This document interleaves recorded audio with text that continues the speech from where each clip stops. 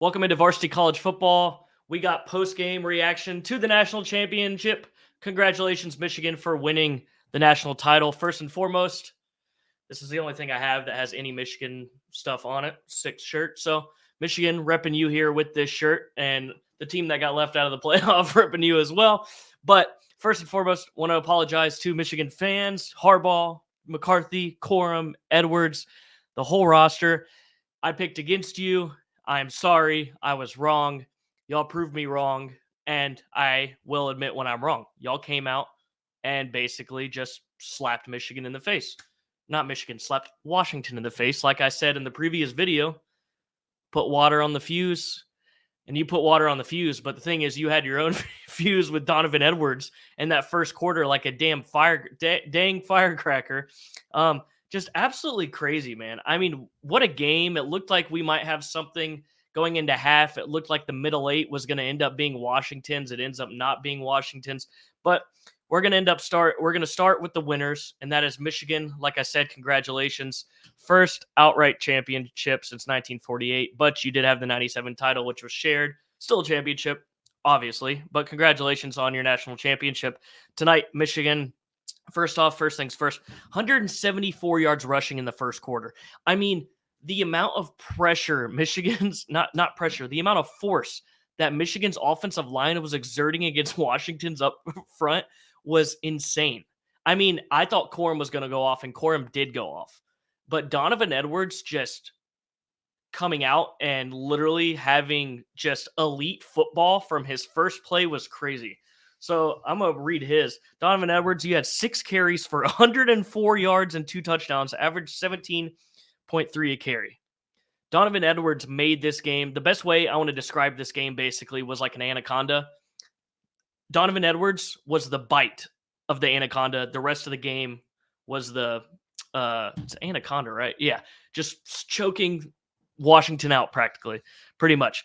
And then obviously Blake Corum went over 100 yards as well. He had 134 yards on 21 carries, along of 59. I think that was Michigan's only run of over 50 yards on the year is what I saw. But the big thing, especially your defense, I mentioned it in the preview video that like you needed the main thing. You did exactly what I said you needed to do. Put water on the fuse. You made sure Washington did not get started early, like I said. And when Washington's receivers were on the outside, like I said, your DBs, I mean, you were pushing, you were pulling, not in bad, like not penalties. It was great defense. You were physical with Polk, and you were physical with O'Dunes and McMillan. And some of your just tackling, like open field tackling from Michigan's DBs, was insane. McMillan, there was a lot on him. He couldn't go anywhere. As soon as he gets that ball, he's down. I mean, you're talking about weird angle tackles where your DBs are still getting him down, that 99% of other teams' defensive or DBs are going to miss those tackles. So that was absolutely crazy. And the guy who had the pick, Will Johnson, with Penix coming out with that pick right after halftime, which was huge, getting you that field goal. I mean, what a play, man. That was insane. The bobble, it didn't look like it was a pick. When you see it in real time, you see it, you're like, oh my God, how did he catch that? I mean, you're talking about just taking a pin and putting it in the balloon. Washington, they had the momentum, the hope. They're like, all right, you come here, you tie this thing, boom, we got a whole new ball game. That offense is going to start clicking. Nope. Will Johnson says no. So that was incredible by them. And one thing, like I wrote down just taking notes throughout the game, I never thought Michigan felt worried at all. If you watch that game, JJ's talking on the sideline, like the not the mental health coach or somewhat full. I don't even know who it was. They said it was someone on Michigan's staff, but helps with like the players' mental health. He's talking to him. They're like going over affirmations and stuff on the sideline. He seems super composed, like he always is. But I mean, they never felt truly worried. You really felt like, well, even though Washington maybe finally got a decent play, it's like, well, it's just going to sputter out, which it did.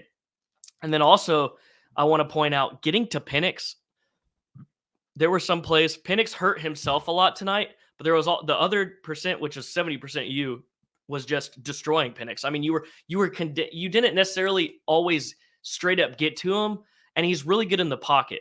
But what Michigan did really well was making that pocket about as small as it could be. I mean, you're making him try to move within that pocket, and he stays in there a lot. And that thing is like that big. They were condensing that pocket completely. They weren't giving him little outlets to be able to step up and move and make a throw and put it in. No, he was getting slowly put in on, kind of like the anaconda analogy I made earlier. But I think the biggest play of this game was actually made by J.J. McCarthy. And that play was the third down inside your own 15, 3rd and 8. You had not converted a third down yet all game. You're only up by 7. Washington's about to finally win the field position. And J.J. McCarthy, it opens up and he runs. I mean, shoot, that dude goes for like 30. I can't even remember how long that rush was. I have him up here, but he had multiple rushes. Like I said, they needed to rush him. But yeah, J.J. McCarthy had 31 yards, so it wasn't a 30-yard run. His long was 22, so it was a 22-yard run. But like I said, they needed to run him, and they still ran him the next play with a design run. But that play just was another one of those pin in the balloon moments. And I think that really opened it, because if you punt from your own end zone, you're giving Washington that short field to be able to tie it. I saw that when that play happened, I was like, that's the ball game. I genuinely felt like that was the most important play of the game, and it was made by J.J. McCarthy. So hats off to him. And Michigan, your defense, you wait on him. And you wait on them. And even when you gave Washington opportunities, like to have a good play, they messed them up themselves because they were too worried. Like Washington's running back on that 4th down. He, instead of catching the ball easy, like 10 yards for a first down, he's immediately looking up because he's so scared that he's going to just get boom. And then just mental mistakes. Penix is having some misthrows because he's used to that pocket condensing. Even when it's still kind of open, he's making that throw a lot quicker than he normally should. So shout out to your defense. I really didn't think y'all were going to contain O'Dunes. I mean, it's almost impossible. He still got his late, but he didn't go off like I thought he would.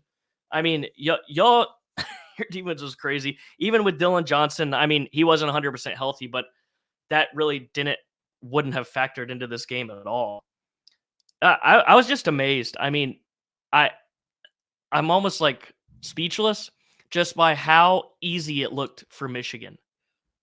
But not in like a way that I'm like mad or upset about it. It's just like, it was almost like a cruise control. It was like after, like I said, that first bite, the first 2 bites from Donovan Edwards, right after that, it was just slowly, let's just bleed this out. Like that 3rd quarter, man, it was literally just like, we were like, we don't care. We're going to run the ball. And if we don't get the first down, we'll punt it to you and you're not going to do anything. So we're just going to get the ball.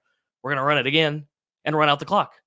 Even though the time of possession ended up almost being the same, it felt like Michigan was just tick, tick, tick, tick, tick, tick, tick, tick, tick, tick, tick, and it was working. So props to Michigan. Congratulations on your national championship, by the way.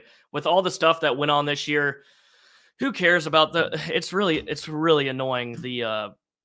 It's getting old now. We're college football fans. We're all crazy. So the cheating stuff, who cares? And whatever, if those guys end up being right and this gets vacated or whatever the hell, who cares? You know who the 2004 national championship is? USC. You know who won the Heisman in 2005? Reggie Bush.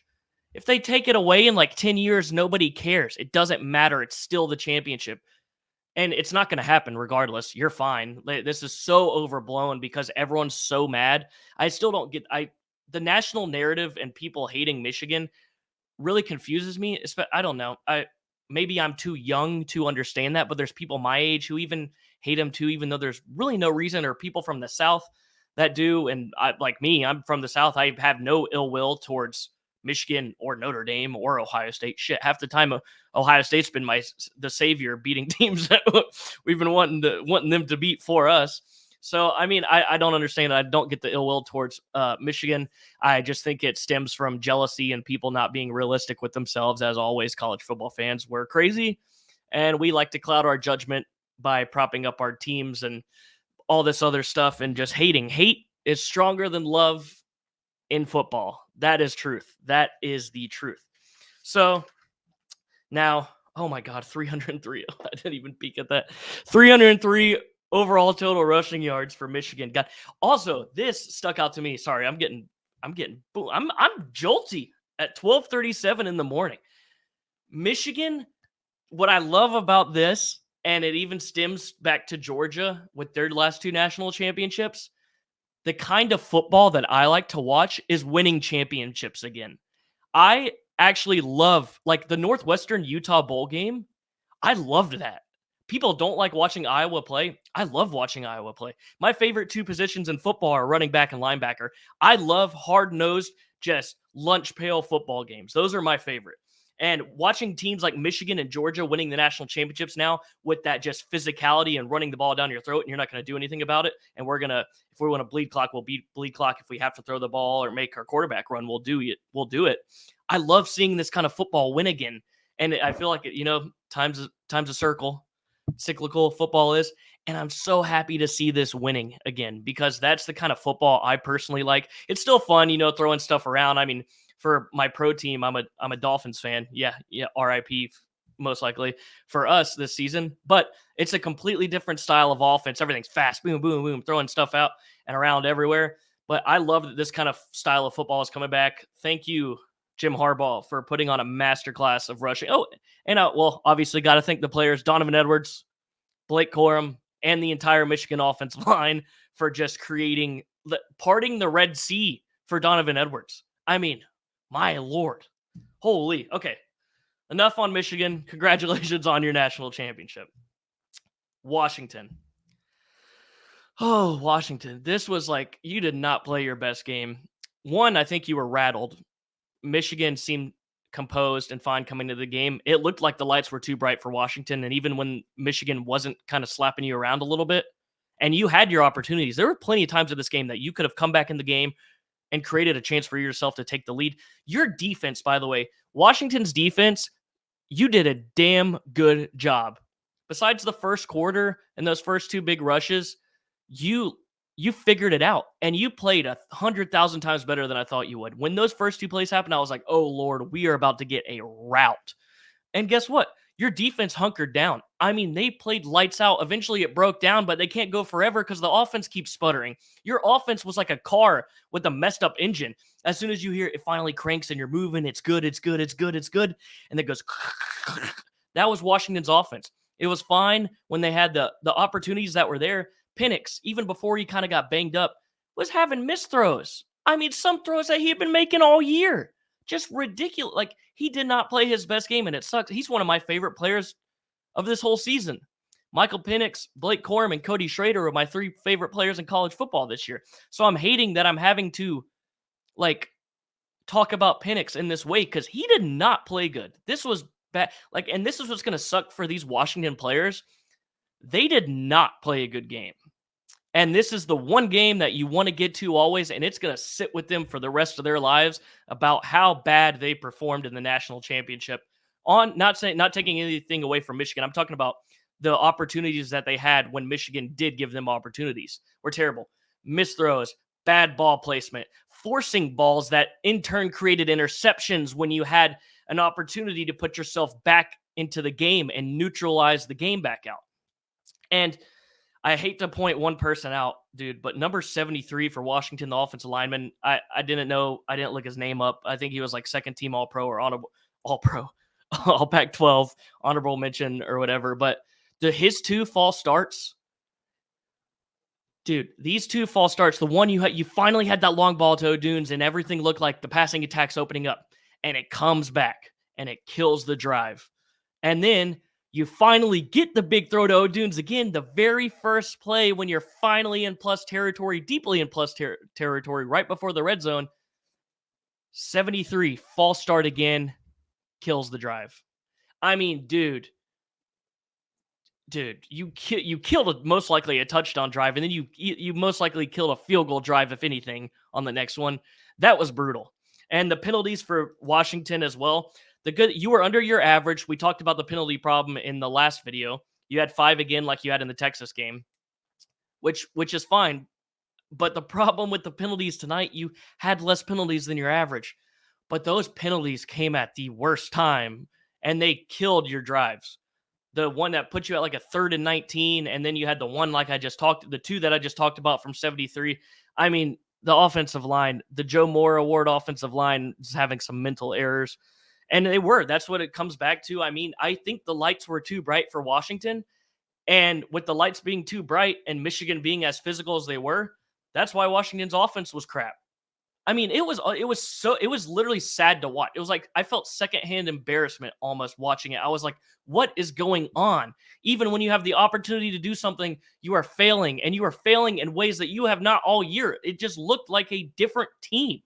And it sucks to see but don't want to take away from the amazing season you had, man. But I mean, the score was brutal, like I said, but I really want to highlight one more time Washington, your defense, good game, great game, incredible adjustments. You put up a brick wall after you got punched in the mouth. I want to give a shout out to you guys on that. I mean, overall, it's not pretty when you go back and look at it, and we'll look at it in the future with the stats, and it won't look that way. But you played your ass off tonight, Washington defense, with those adjustments. Fantastic, absolutely fantastic. Well, I mean, and also with Washington's mistakes, Michigan capitalized on every single one of them. That needs to be pointed out as well. And I mean, just what a game. That's the end of the 4-team playoff. That's it. 4-team era is gone. We move on to the 12-team playoff next year, which is absolutely crazy to even think about. And the weirdest thing, yeah, automatic qualifiers too. I mean, dang, this year it would have been either Ole Miss or Oklahoma. I can't even remember, left out for Liberty, and Liberty would have had to go to like Doak Campbell and play. I mean, home games, home playoff games. How about that? That'll be awesome. But I think that's about all I got. Wrapping up the national title, just giving y'all some quick thoughts. I mean, with my notes, what a game, man. It sucks. Football season is over. Not the game sucks, but football season's over. But now we go into the absolute craze of the offseason, which there really is not one anymore, considering the transfer portals 24/7. You're recruiting your roster. Now we're going to have the whole Harbaugh debacle. Is he staying or is he leaving? Guess what? I don't care until there is a news report that says he's gone or he's not. Who cares? And then we'll have a bunch of other stuff come out. But also the Quinshot Judkins news broke tonight, which was crazy. Ohio State, the nice try, but Michigan just won a national title. So more news on that to come in the future. I really don't know what else to say. So thank you, college football, for a great season. Michigan, like I said, once again, congratulations. With all the BS you went through this year, you still came out on top. You fought through adversity, and you kind of made adversity your bitch. And Washington, well, you didn't kind of make it. You did make adversity your bitch. You just raised the national championship trophy after majority of people in the country are hating on you and take away their wins. Paul, take away their wins, Paul. They're cheating, Paul. All those, I don't want to go on a tangent on that. And then Washington, congratulations, incredible year. You were the underdog. This just happened to be the game that you were truly the underdog that didn't come out on top.